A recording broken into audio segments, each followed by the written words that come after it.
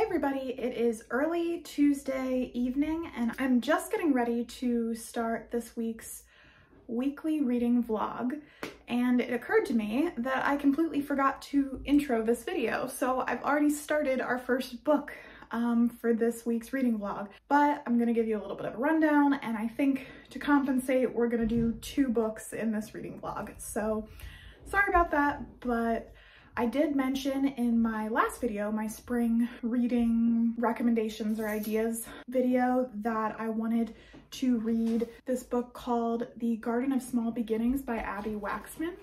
Looks like this. And I was really excited to read this once I read the synopsis. And like I said, I've just completely forgot to even start introing this video. I'm already 3/4 of the way through it. But our main character, Lily, is an illustrator for textbooks, and she has 2 little girls who are the absolute cutest. This author does such a good job of giving them adorable personalities, both of them. She is a widow. She lost her husband 4 years prior to when this book takes place, and her job gives her the opportunity to take this gardening class that is being hosted by someone who is potentially going to be a customer who's buying textbooks on gardening or vegetable gardening or something like that from the company that Lily works for. So she's going through this gardening process, and it's a weekly for 6 weeks, once a week. So she takes her girls, and her best friend, who's also her sister, is involved, and it's a really sweet read. Obviously we're dealing with grief because, she's grieving over her late husband, but the most striking thing about this book, in my opinion, is how funny it is. Obviously it's dealing with, a heavier topic, but our main character, Lily, her thoughts and her sister, Rachel, are both super funny. Very sarcastic. They do use humor a little bit as a defense mechanism, I think, but really the humor is top notch in this book. And our main, love interest, potentially, is the teacher for the gardening class. Right now, Lily's kind of torn because obviously she still really loves her husband who's passed away, and her kids are always going to come first for her, so she's having a hard time putting herself first. And I think that's kind of a really important theme from this book so far, is just the importance of taking time for yourself. I'm sure anyone who's a mom can probably relate to that. Even though I'm not a mom, I can kind of relate to that. So I think that's a really important theme that I'm gathering so far, and I'm curious to see if anything comes of this potential relationship. I'm enjoying the book so far. Like I said, I'm about, I would say between 1/2 and 3/4 of the way through, so I still have a little bit left, and I will update you as I read, as per usual, like I'm supposed to. So sorry I forgot to do that before I started reading. I love our characters. She's such a great mom, and she very clearly loves her girls so much. And like I said, the 2 girls, the characters are so cute. They're just completely lovable, completely adorable, and it's such a nice family picture. Obviously a little bit of a different family because she's widowed, so she's taking care of these kids by herself and with her sister's help. I also think it's kind of fun that each chapter starts with some notes on gardening a specific vegetable. So for example, right before chapter 11, there's a whole little illustration here and some thoughts on how to grow a pumpkin. So the theme of gardening and kind of the springness of this book that I was hoping for really does come through, because a good portion of the book is due to this gardening class, either because she's at the class with the kids or because of the friendships that she's made and the relationships she's made with the other people in this gardening class. So there's just a lot of gardening. It's very spring, early summer feeling, and I'm really enjoying it so far. Hey everybody, it is later on Tuesday, and I just finished The Garden of Small Beginnings. I finished it very quickly. It's a really fast read. I read it in 2 days, or 2 nights, because, work and whatnot, but I really enjoyed it. And Josie's trying to eat the book. I thought that the romance aspect of it with Edward, who was the teacher of the class, was like a little bit lackluster for me. It just sort of seemed like it came out of nowhere. Like they didn't talk a lot. They didn't, you know, there wasn't a whole lot of interaction, and then suddenly they were like interested in each other. It was just kind of like there wasn't a lot of building the relationship. Now, granted, it is the beginning of a relationship, but it was just kind of odd that there wasn't any sort of long moments where they had like long conversations or anything like that, which is pretty typical in like a book where there's some sort of romance plot line. So I thought that was kind of strange and I didn't love it, but I did like Edward as a character. I just wish we could have understood a little bit more why they were interested in each other, or like what the attraction was, like how they came to be interested in each other, or that sort of thing, rather than just like it's suddenly like a sudden onset. But anyway, I really liked how the book went through the whole, like basically 6 weeks of the course. So it was 6 classes on Saturdays.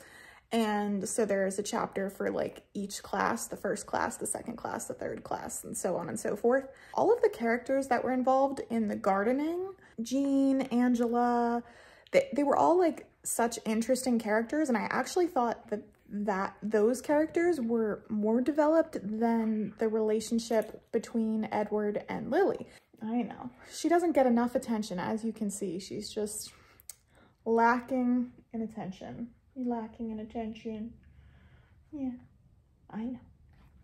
I would give this book like 4 stars. I did really enjoy it. The whole premise with the gardening and everything was really cute.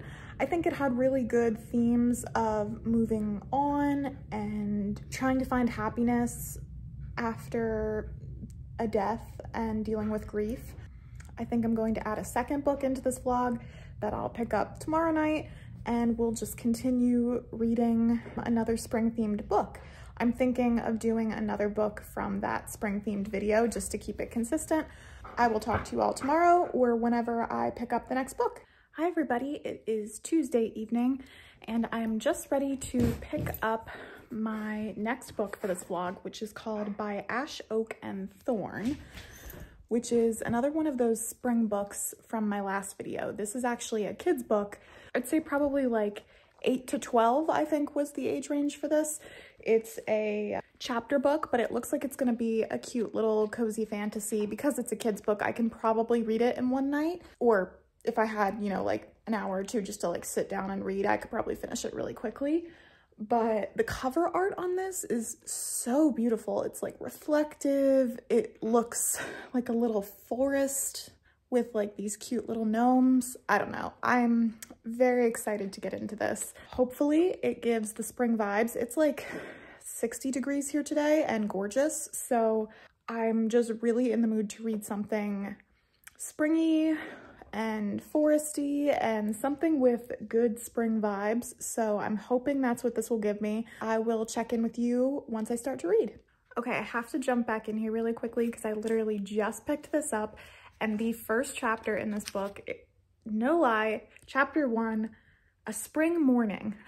And the first sentence, it was the kind of March day that feels springish. I don't know if this is an omen, but I feel like this is a very good sign that I'm going to enjoy this book. It's significantly later on Wednesday, but I got 3 chapters into By Ash, Oak, and Thorn so far, and it's so cute. I did not realize that this was an English book.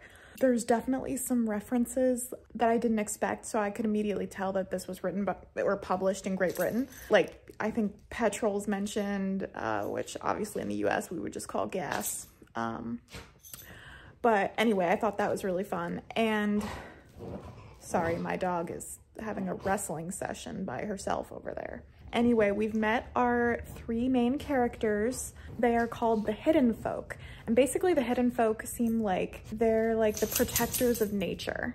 But in the past centuries, because of humans, they've kind of had their job taken away. So now they're sort of just like little gnomes. So our three creatures, our little hidden folk, there was a big storm and the tree, the ash tree where they live, has basically been split in two, and they are forced to leave their home, which they had sort of thought about because the oldest of the three, Cumulus, is fading away.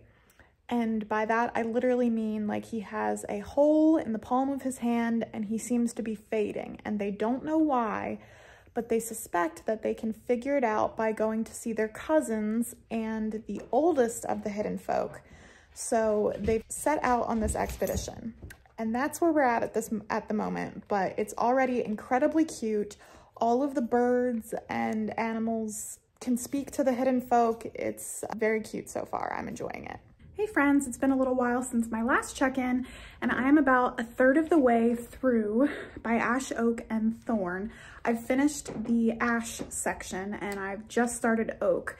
And at this point, our three main characters have made it to where their cousins should be, but shockingly, their cousins are not there. So they had to, up until this point, they've basically gone on a very long journey to get where they're going.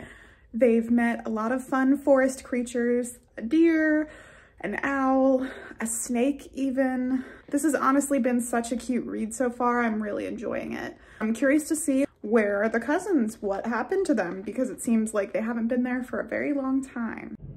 Hey friends, it is Friday morning and I am off to run some errands. It is rainy, it is gross, but it's kind of a spring day.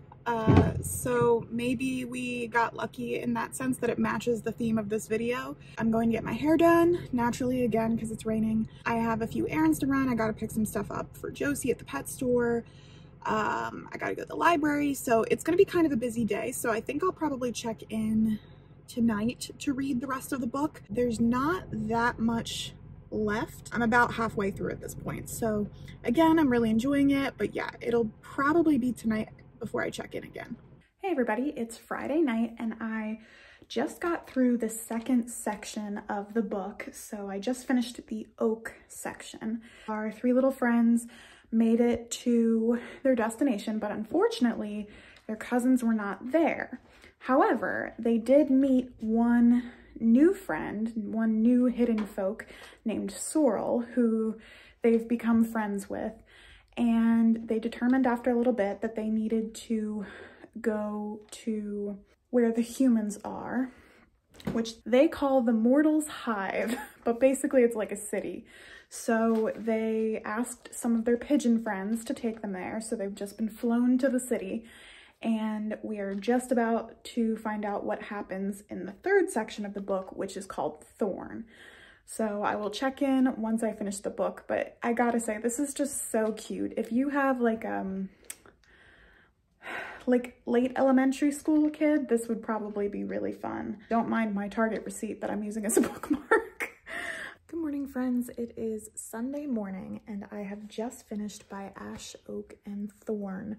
Right at the end of the Oak section or the beginning of the Thorn section, I can't remember, our little friend Moss, one of the hidden folk, decides to go out and disappears, and none of his friends know where he went. In the process of trying to find him, they discover that there are more still of their kind called Hobbs that live indoors, not outdoors, but they're descended from the same hidden folk.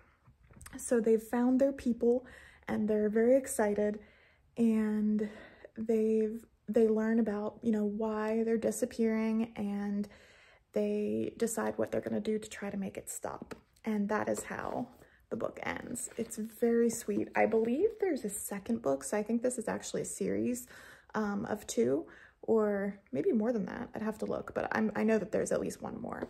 I really enjoyed it. Such a good kids book, honestly. There were so many, I dog-eared so many pages of like cute little quotes and lessons that I think are relevant. Like I said, even if it's a kid's book, I think pretty much anyone can learn from anything. So there were a lot of really good lessons about friendship, about change, about making mistakes, and It was all very cute, very meaningful, and really well written, and just a cute little fantasy, cozy fantasy story that I really enjoyed. I think that is it for this reading vlog. I'm going to go enjoy this Sunday. It's gorgeous outside, so it fits in with my spring theme. I think I'm gonna take a walk and enjoy the rest of the day. I'll talk to you soon. Bye.